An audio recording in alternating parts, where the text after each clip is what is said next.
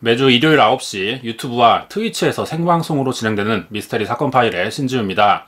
영상을 보시기 전 좋아요와 구독 버튼을 눌러주시면 방송에 많은 도움이 될 것 같습니다. 생방송 스트림에도 참여할 수 있도록 많은 참여 부탁드립니다. 이번 미스터리 사건 파일은 괴물에 대한 이야기를 좀 하고 싶습니다.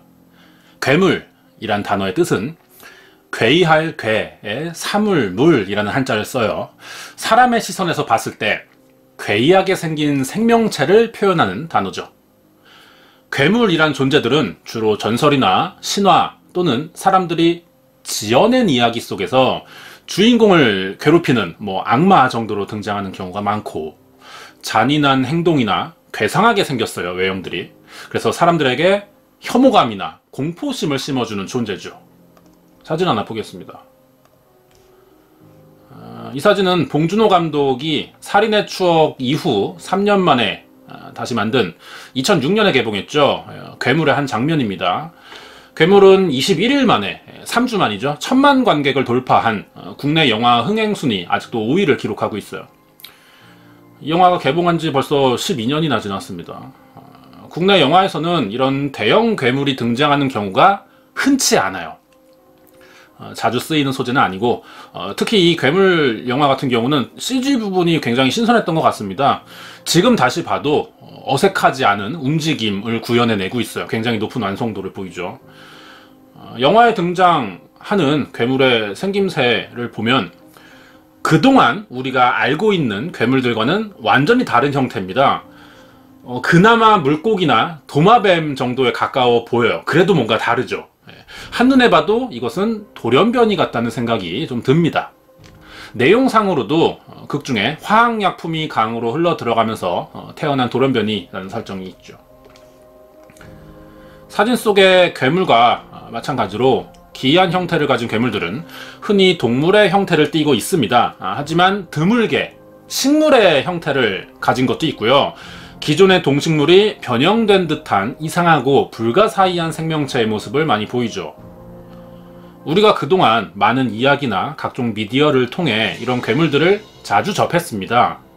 판타지적 요소가 있다면 어디든 등장하죠. 괴물이라는 소재는 이제 우리에게 굉장히 익숙해요. 오히려 이제는 더 자극적이고 더 괴이하고 이상하지 않으면 찾아보지 않는 시대가 오기도 했습니다. 하지만 괴물이라는 존재는 어디까지나 확인되지 않은 이야기죠. 영화, 소설 등의 창작물에서만 등장하는 소재의 일부분일 뿐이고, 실제로 이런 괴기한 생명체들이 존재한다고 믿는 사람은 거의 없을 겁니다. 예를 들자면 그동안 여러 매체를 통해 우리가 용이라는 상상 속 동물에 대해 많이 접해봤어요. 누구나 용에 대해서는 알고 있죠. 외형이나 특징, 여의주 등에 대한 이야기가 아주 익숙합니다. 너무 익숙한 나머지 이제는 용이라는 소재를 다룬 이야기는 식상할 정도가 됐다는 거죠. 그리고 용이라는 존재도 사람들이 창조해낸 상상의 동물이라 실존하거나 실존했었다는 기록은 어디에도 없습니다. 이 이야기를 믿는 사람도 찾아보기 힘들고요. 그런데 최근에 역사학자들 사이에서 그동안의 이런 생각을 깰 수 있는 놀라운 사실이 하나가 밝혀집니다. 조선왕조실록에는 1511년 5월 9일 온몸이 검고 덩치가 커다란 괴물이 갑자기 궁궐 안에 나타나 한바탕 큰 소동을 일으킨 뒤 사라졌다는 기록이 있어요. 조선왕조실록은 내용 자체가 유교 사상을 강조하는 굉장히 보수적인 기록물이에요. 이런 책에 민간 설화나 전설로만 전해지던 괴생명체의 존재를 기록했다는 사실이 아주 특이하고 놀랄만한 사실이 되는 거죠. 따라서 이번에 알아볼 미스터리 주제는 조선의 11대 왕인 중종시대에 출연했다는 괴기하고 흉측한 괴물에 관한 이야기가 되겠습니다. 본 내용 들어가기 전에 조선에 나타났다는 괴물의 기록과 아주 비슷한 사례가 있어요. 이 이야기부터 알아보겠습니다. 18세기 프랑스 남동쪽에 제보당이라는 곳이 있었어요. 지금은 로제루주로 이름을 바꿨습니다. 여기가 굉장히 작고 조용한 시골 지방인데 1764년에 괴기한 생명체가 등장했다는 기록이 있어요. 그래서 한동안 이곳이 죽음의 지역이라고 불리게 됐죠. 제보당에 나타난 괴물은 3년 동안 무려 210명의 주민을 공격했고 그중 절반이 넘는 133명이 이 괴물에게 잡아먹히거나 사망했으며 49명의 사람들에게 치명상을 입히는 등 지역에 엄청난 피해를 입혔다고 하는데요. 괴물에게 잡아먹힌 희생자들은 대부분 어린 아이나 여성, 노인과 양치기들이었습니다. 괴물은 강한 턱과 이빨로 주로 사람의 머리를 집중 공격했고요. 신체를 훼손한 뒤에 일부를 먹기도 했어요. 이 사진이 당시 제보당에 나타났던 괴물을 그린 사파입니다. 목격담에 의하면 제보당의 괴물은 늑대나 들개와 비슷한 형상이지만 늑대라고 보기는 어려울 정도로 더 커다란 체구를 가졌으며 한 입에 사람을 삼킬 수 있을 정도의 거대한 머리와 입, 날카로운 이빨을 가졌다고 전해져요. 특이한 점이 상대를 공격할 때 주로 목을 물어뜯는 늑대와 다르게 제보당의 괴물은 사람의 머리를 공격했다는 것이 특이하죠. 그리고 사냥 목적도 보통의 짐승과 다릅니다. 제보당의 괴물이 사람을 공격한 이유는 식량을 얻기 위해서가 아니라 즐거움을 위한 사냥이었다는 거죠. 기록에 의하면 괴물은 죽은 시체의 일부분을 먹은 적이 있지만 그렇지 않은 경우가 더 많았고 머리를 부순 뒤 시신을 헤집어 놓은 채 다시 숨어버리는 식이었다 그래요. 여기에 이 괴물은 한 마리가 아니었습니다. 가끔씩 여러 마을에서 비슷한 시각에 나타나 다발적으로 피해를 입혔다는 기록도 있고요. 1767년 3년 동안 200명이 넘는 인구가 괴물에게 피해를 입었다는 사실을 프랑스 정부가 알게 되자 제보당 지역에 군대를 파견합니다. 그래서 지역 주민들과 함께 괴물 사냥을 시작했죠. 그리고 몇 달 뒤 제보당은 모든 이 늑대 같은 괴물을 사냥하는 데 성공합니다. 마지막에 잡힌 괴물이 박제가 됐어요. 그래서 왕에게 바쳐졌는데 박제를 하면은 동물 안에 내장을 다 빼내죠. 그리고 말리는데 약품 처리도 하죠. 냄새가 나지 않게. 그런데도 불구하고 이 괴물의 사체에서 나오는 썩은 악취 때문에 얼마 되지 않아서 처분했다고 합니다. 그래서 이 이야기가 전해지고는 있지만 현재는 그 흔적을 찾아볼 수는 없죠. 그렇다면 1764년에 갑자기 나타난 제보당 괴물의 정체는 과연 무엇이었을까요? 늑대와 비슷한 외형을 하고 있지만 분명히 늑대는 아니고 이 짐승에 대해 여러가지 추측이 있었습니다. 멸종됐다고 생각한 빙하기 시대의 다이어 울프나 동굴 하이에나가 살았던 것이라 추정하기도 했고요. 라이거나 타이곤 같은 종이 두 다른 동물들이 이제 이종 교배를 했던 거죠. 이런 교잡종일 것이라는 의견도 있었어요. 일부는 제보당의 괴물 이야기가 거짓으로 꾸며낸 것이라고 보기도 했는데 이들의 주장에 의하면 실제로 괴물은 존재하지 않았고 제보당에서 성행하고 있던 종교 집단의 연쇄살인 사건이 왜곡되어 전해져 내려오는 것이라고 합니다. 한마디로 괴물의 정체는 종교 집단의 범죄 행위였다는 것이죠. 18세기부터 전해 내려오는 제보당의 괴물 이야기는 현재 프랑스 외에도 많은 나라에 알려져 있습니다. 우리나라의 어느 대학 교수도 제보당 괴물의 정체에 관심이 생겨서 연구할 정도로 유명한 이야기죠. 1764년 프랑스에 괴물이 출현해 많은 사람들을 살해했다는 기록은 이 외에도 꽤 남아 있습니다. 하지만 실제로 존재했다는 사실을 확실하게 증명할 수 있는 증거는 없죠. 그렇기 때문에 제보당 괴물 이야기는 미스테리로 남고 있고 현재 이야기로만 전해지고 있습니다. 이번 이야기가 조선왕조실록에 관한 괴물의 미스터리라고 소개를 했는데 프랑스 이야기를 하는 게 조금 이상하시죠? 이유가 있는데요. 이제 설명할 조선시대의 괴물과 이 프랑스 제보당에 나타난 괴물의 이야기가 상당히 많은 부분에서 비슷한 점을 갖고 있기 때문이었어요. 지금부터 조선왕조실록에 기록된 괴물의 정체에 대해 알아보겠습니다. 제보당의 이야기와 비교하면서 보시면 재밌을 것 같아요. 1506년 9월 18일 조선왕실을 발칵 뒤집어 놓는 사건이 하나 있었습니다. 중종반정이라고 불리는 사건이었죠.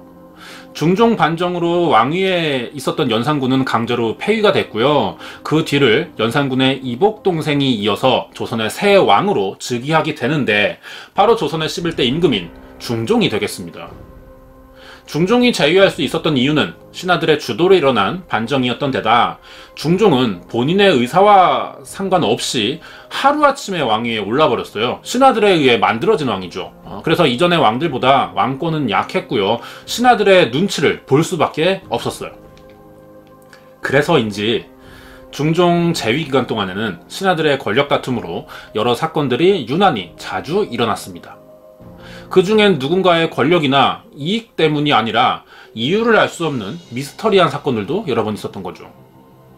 중종이 왕위에 오른 지 22년이 되던 해에 쓰인 중종실록 59권에 의하면 1527년 6월 17일 한밤중에 경복궁 궁궐 한편에서 악몽과 괴물에 관련된 큰 사건이 일어났다고 적혀 있습니다.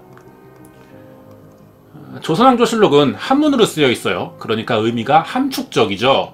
이것을 풀이해보면 간밤에 나팔을 부는 군인이 가위에 눌려 기절하는 일이 있었다.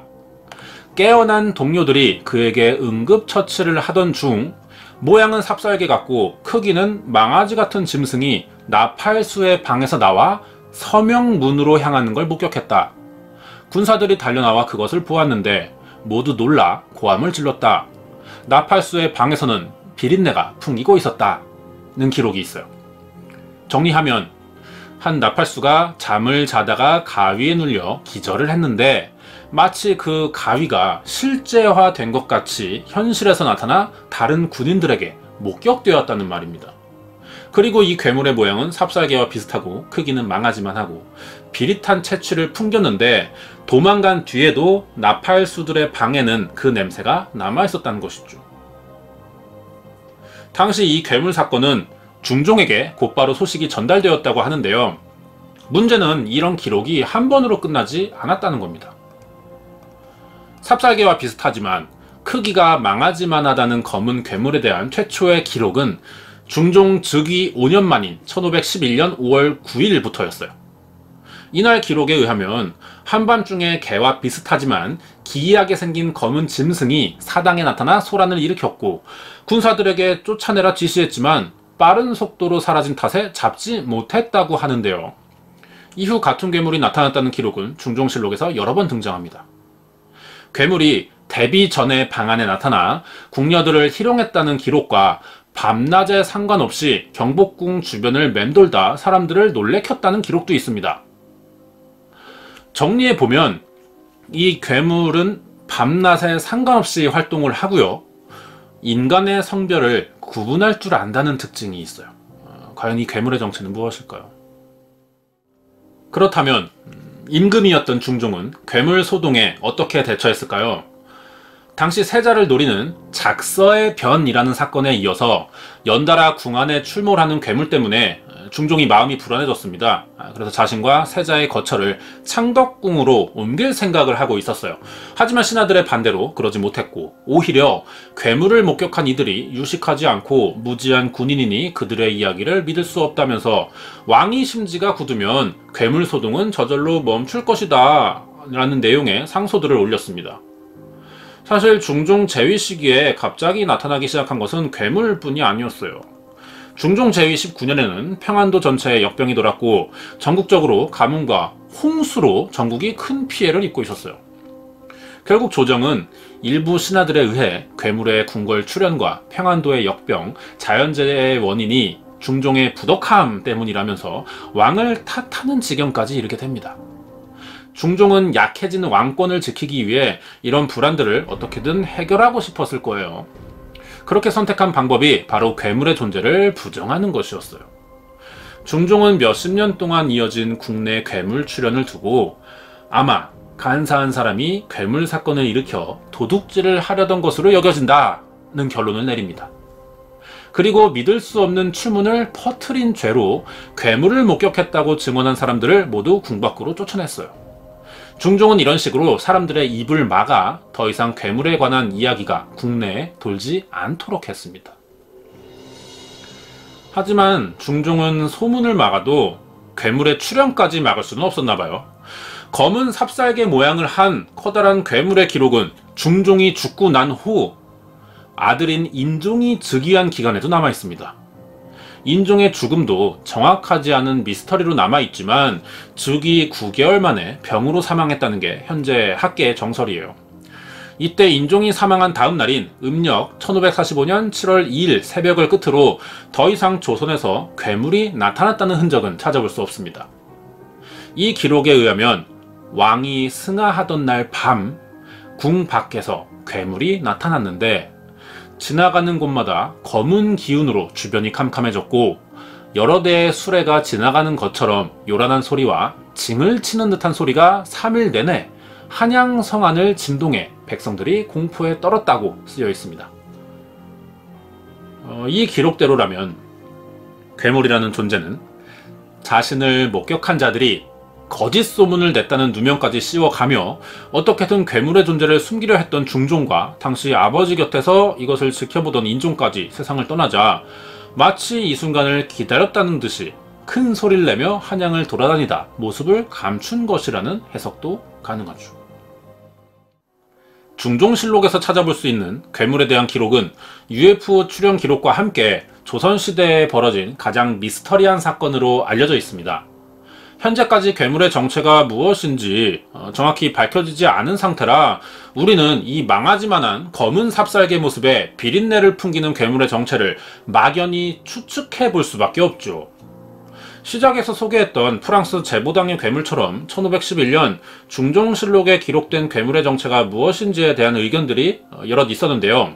그중 유력해 보이는 몇 가지를 알아보겠습니다. 먼저 괴물의 정체는 이종교배로 태어난 동물일 것이라는 의견이 가장 많았어요. 중종의 의부형이자 전임이었던 연산군은 경복궁 한편에 조준방이라는 곳을 설치했고요. 그 안에서 사냥에 필요한 매나, 개, 말 등의 동물을 키웠는데 그 안에서 이종교배가 이루어졌고 그렇게 태어난 게 바로 이 괴물의 정체라는 겁니다. 이 외에는 돌연변이 호랑이라는 추측이 있었어요. 하지만 괴물의 정체가 정말 호랑이나 이종교배로 인해 태어난 동물이라면 이 기록들은 앞뒤가 맞지 않죠. 아무리 밤중이라 해도 이런 짐승들이 사람의 눈을 피해 궁안을 마음대로 돌아다니는 것은 불가능했을 겁니다. 그리고 이 괴물은 신기하게도 중종 재위기간 동안 한 번도 잡혔다는 기록이 없어요. 같은 장소에서 몇십 년 동안 출몰하고 있는데 잡히지 않았다는 점이 아주 의심스럽죠. 거기에 동물의 평균 수명을 생각해보면 중종과 인종의 재위기간을 합친 39년 동안 살았을 가능성도 적어 보입니다. 왜? 이종교배는 상대적으로 수명이 짧으니까요. 괴물은 사라지기 직전을 제외하면 계속 궁안에서만 모습을 보였고 다른 지역에서는 목격담이 없어요. 괴물이 나타나 사람들을 놀라게 한 것은 있지만 괴물에 의한 직접적인 인명피해도 전혀 기록된 것이 없죠. 이런 점들을 종합해 봤을 때 이 괴물은 실제 존재하는 짐승이나 생명체가 아닐 수도 있겠다는 생각이 듭니다. 중종은 신하들이 일으킨 반정으로 왕이 된 사람이에요. 갑자기 즉위한 데다 이전에 비해 왕권도 상당히 약했죠. 당연히 심리적으로 마음이 불안할 겁니다. 궁안의 다른 사람들도 마찬가지고요. 그렇다면 하루아침에 왕이 교체되자 정치적인 부분을 포함한 여러 곳에서 큰 혼란이 벌어지자 생긴 심리적인 문제가 괴물이라는 허구의 형상을 만들어낸 것이라고 생각해 볼 수가 있죠. 실록의 내용은 함축적이라 해석을 하면 사람마다 조금씩 차이가 생깁니다. 아마 이 과정에서 와전되었을 수가 있고요. 아니면 처음부터 오해의 소지가 있게 은유적으로 기록해놨을 가능성이 높죠. 이렇게만 전제를 두면은 중종과 인종 재위기간 동안만 괴물이 출현했다는 기록이 이해가 됩니다. 그렇지만 초자연적인 현상을 부정하는 유교사회에서 이런 불안한 심리 상태를 은유적으로 표현하기 위해 괴물이라는 표현을 실록에 기록해야만 했는지 이러한 새로운 의문이 생기기도 하죠. 결론은 아직 정확한 건 어디에도 없습니다. 1511년 5월 경복궁에 나타났다는 정체 불명의 기이한 짐승의 정체에 관한 진실은 과연 무엇일까요? 그리고 왜 갑자기 사라져버린 것일까요? 준비한 내용은 여기까지입니다. 영상이 재밌었다면 좋아요와 구독 부탁드립니다. 이번 내용은 조선왕조실록에 기록된 괴 생명체에 관한 미스터리였습니다. 뒷이야기를 좀 하자면, 중종실록에 기록된 괴물 출연 미스터리, 이걸 영화한 작품이 있죠. 얼마 전에 개봉했어요. 9월쯤이었죠. 물개인데요. 이 영화로 알게 된 이야기였고, 이번 내용을 조사하게 됐습니다. 물개가 실제 사건을 바탕으로 만들어진 영화라는 사실이 많이 알려지진 않은 것 같아요. 사실이라고 입증할 수는 없지만 기록되어 있는 사실은 있습니다. 극 중에서도 연산군의 조준방에 있던 동물들의 이종교배로 태어난 짐승이 역병에 걸린 사람들의 시체를 먹고 물개가 되었다는 식으로 이야기를 전개했어요. 자세한 내용은 영화를 직접 보시는 게 좋을 것 같습니다. 하지만 또 아쉬운 거는요, 영화평이 그렇게 좋지는 않습니다. 감안하시면 좋을 것 같아요. 여기까지 알아보겠습니다.